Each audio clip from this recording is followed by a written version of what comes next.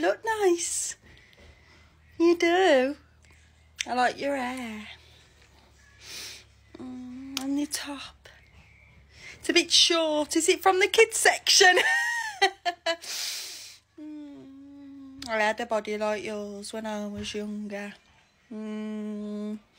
I used to be like Twiggy, you know, the supermodel. Yeah, well, everyone says I did.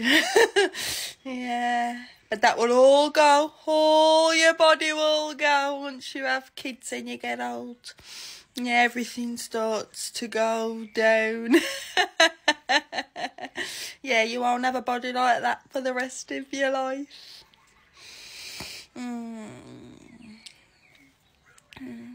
Anyway, you after this, Buzz? All right.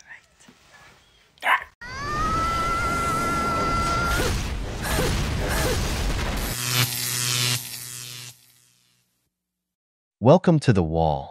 In today's video, we're going to see several women who are already on the wall, throwing criticisms at men for a list of reasons ranging from having too many partners to not planning dates properly.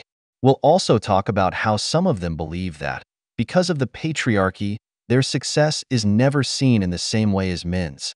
Get ready, because today we're going to break down some of these ideas and analyze what's really going on. I want you to smash that like button and join the channel by subscribing. Show some love to the movement. That's the only contribution we ask for.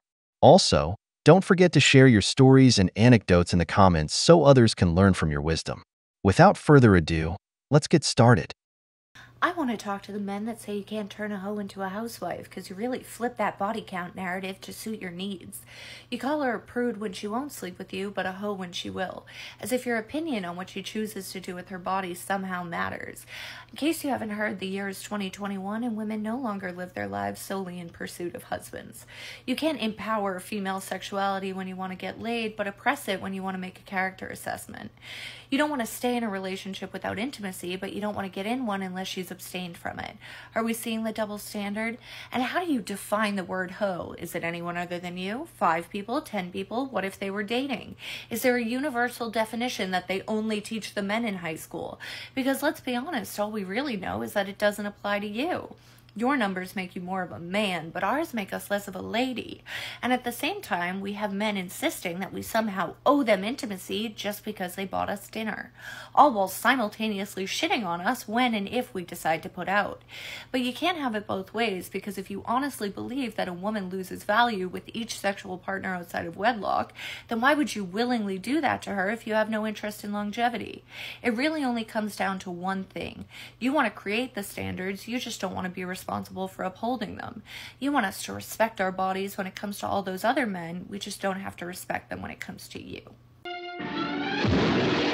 It's not a double standard, but there are studies that clearly show that a woman with a high number of partners tends to value monogamous relationships less and is more likely to be unfaithful. There's also the loss of prestige in society, especially among men, because no one wants to be with the neighborhood bike. Additionally, what constitutes a high number depends on each man and what he considers right or wrong. The issue is also the double standard towards men, where a man is expected to increase his perceived and economic value to be with a woman who brings nothing to the table but her presence, which she shared with more than one man. To me, that's hypocritical because you think what you're offering is equal to what I'm offering. But in the real world, what I bring has tangible value, and what you're offering is worthless. Another thing is, as a man who's built himself up, you ask yourself, why should I make an effort for a woman who wants to impose unrealistic standards on me, but had no problem giving the same benefits for free to Chad, a guy who brings nothing to the table? And then they always blame the man for not accepting a woman like that, but they don't talk about how they themselves reject these types of women. They are the first to criticize each other for it. If what I'm saying isn't true, then imagine your son bringing home a girl who was the neighborhood bike and telling you he's going to make her his wife. Just wait to see your reaction of disbelief and disgust. That's also a double standard. If you've been on TikTok the past couple days, you've watched the internet collectively rip this guy a new one. If you don't know what I'm talking about, please go look up Simone Biles' husband interview. But But I wanted to add my 2 cents about, I think, why this interview specifically is triggering a lot of women, other than the fact that just he was heinously disrespectful to the success of his wife. But I think underlying all this, there's this collective belief amongst women that if you reach a certain level of success or undeniable greatness, that you will garner respect within a patriarchy. If you are just good enough, you'll be accepted, or at least you'll be seen as an equal. Simone Biles is arguably the most decorated athlete of our time. Maybe Michael Phelps is also on her level.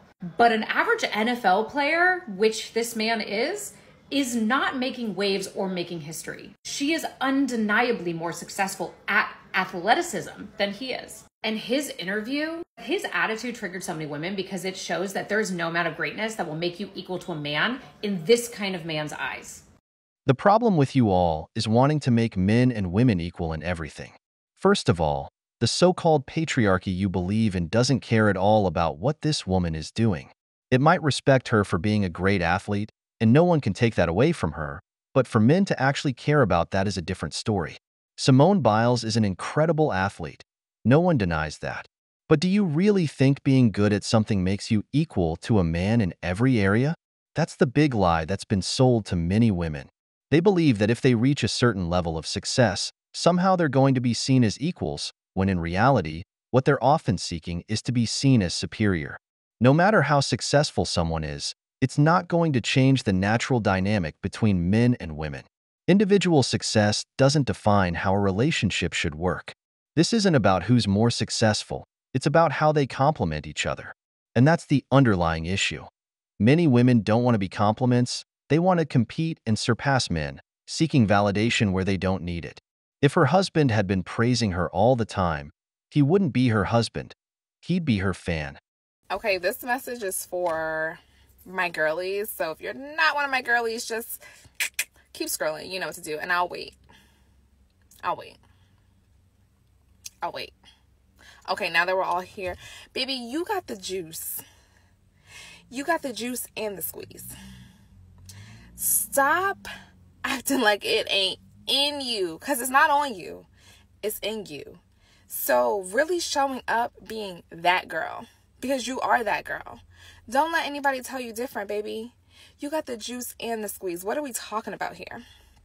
What are we talking about? Like, really, tap in, because it's not on you, it's in you. And you got that. You've been that girl. It's all right. Sometimes we get off track, but we got to come back. Get back on track. And realize that you are that girl. Nothing has changed. You're that girl. Cocaine is a hell of a drug.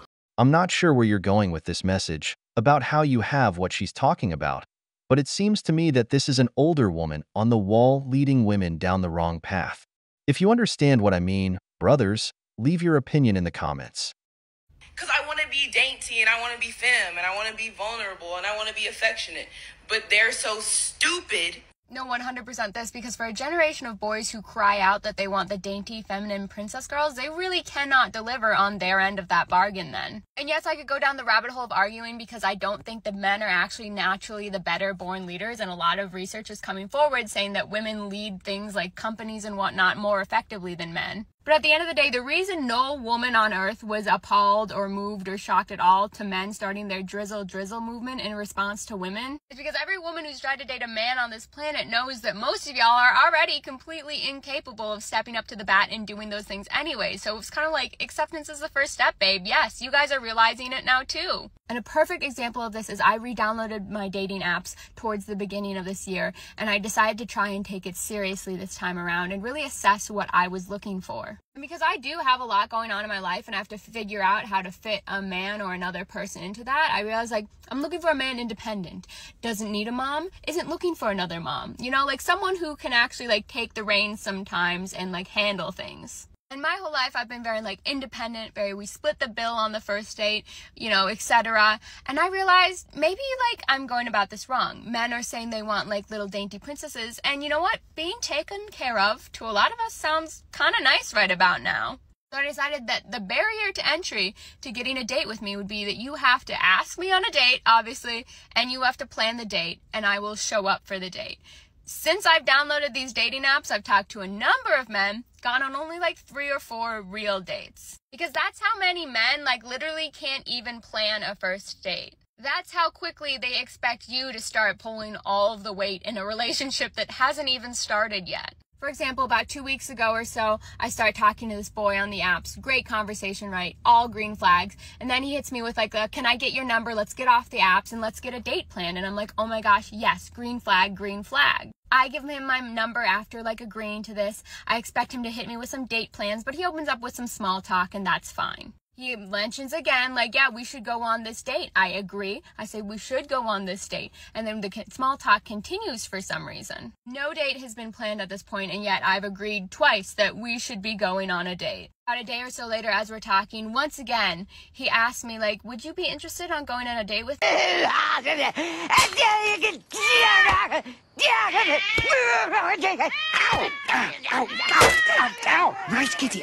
Brothers, the wall doesn't forgive women like this. You can just tell that going on a date with her would be unbearable. And there's a reason she's single, a reason she keeps closing and reopening the dating apps. Once a woman takes on that boss girl mindset, it's very hard to change that.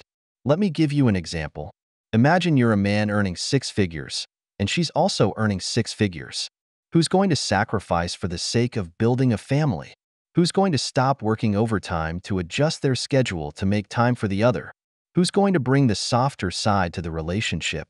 This is why it's hard for boss girls to find a partner, because they feel like they're bringing the same things to the table as the man. Women hate the drizzle movement, because it's a space where men expect women to do something for them. But these women believe you should be doing things for them, not the other way around. At the end of the day, what's really happening is that many men are just tired of constantly having to meet impossible standards while being criticized nonstop. The worst part is that instead of valuing the effort, women like this focus on any small mistake to dismiss it.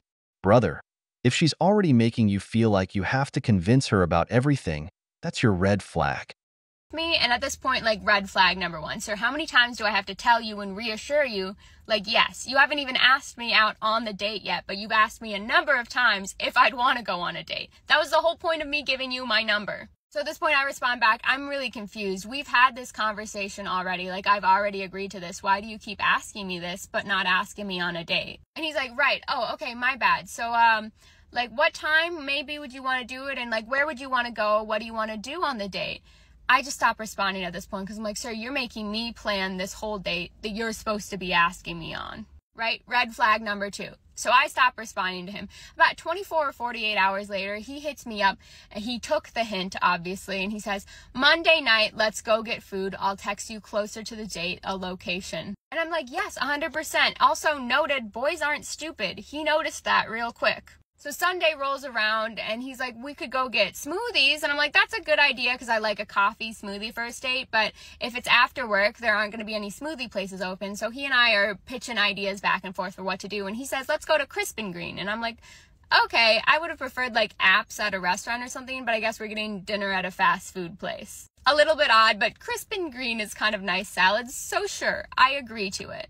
Monday morning rolls around. He texts me bright and early that he's super excited to go on the date tonight. We're talking throughout the day. An hour or 2 before the date, he texts me, oh, it's my uncle or grandpa or somebody's birthday this weekend, and I actually have to call my family tonight at 6:30, the time the date was planned, so that we can plan it this weekend. Can we push the date to like tomorrow or Wednesday? And I go, that's strike number 3, red flag number 3. Dude, no. I just respond back, I am unfortunately busy tomorrow, which I was. I had plans with my friends. And he responds back, I screwed up real bad here multiple times, huh?